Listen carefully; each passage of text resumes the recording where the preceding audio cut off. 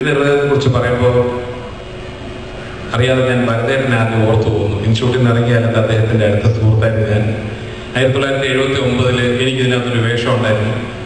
ഞാൻ വളരെ ഹാപ്പി ആയിരുന്നു പറഞ്ഞു. ഷൂട്ടിംഗ് തുടങ്ങുന്ന കുറച്ച് ദിവസം മുമ്പ് ഭരതേട്ടൻ പറഞ്ഞു, രാജുവിനൊന്നും തോന്നല്ലേ, ഹരിപ്പോത്തൻ്റെ അടുത്ത സുഹൃത്താണ് ശ്രീ ബഹദൂർ. അതുകൊണ്ട് ആ റോഡ് ബഹദൂറാണ് ചെയ്യുന്നത്. മിസ്കാസ്റ്റാണ്, പ്രായം വെച്ചിട്ട് നീയാണത് ചെയ്യേണ്ടത്. പക്ഷേ ഹരിപ്പോത്തൻ പറഞ്ഞ എനിക്കൊന്നും ചെയ്യാൻ പറ്റില്ല, നീ വിഷമിക്കരുത്. അന്ന് സ്വപ്നം കണ്ടിടുന്നില്ല പത്മരാജൻ ഭരതൻ സിനിമ. റൂമിൽ പോയൊരു കരയാനും വിധിയുണ്ടായിരുന്നു. പക്ഷെ വർഷങ്ങൾക്ക് ശേഷം സ്കൂൾ തൊട്ടുള്ള എൻ്റെ അടുത്ത സുഹൃത്ത് സുരേഷ് കുമാർ പടമെടുത്ത് രവീന്ദ്രത്തിൽ അന്ന് അടൂർബാസി സാറ് ചെയ്ത റോൾ എനിക്ക് തന്നു. ആ ഒരു നന്ദി, ആ കടപ്പാട് ഞാൻ മറക്കുന്നത്. ഇത് മുകളിലേക്കും ഭരതേട്ടനും പക്ഷേ അടൂർബാസി സാറും ഒക്കെ കാണുന്നുണ്ട്. പിന്നെ രവീന്ദ്രനാഥ് നിങ്ങൾ എല്ലാവരും കാണണം, നല്ല സിനിമയാണ്, നിങ്ങൾക്കെല്ലാം ഇൻട്രസ്റ്റിംഗ് ആയിരിക്കും. ചെറുപ്പക്കാർക്കും കൗമാരക്കാർക്കും കാസറ്റൊക്കെ എന്നും സൂക്ഷിച്ചു വയ്ക്കാനും പറ്റും. ഇവിടെ എല്ലാവരും ഈ പടം കാണും.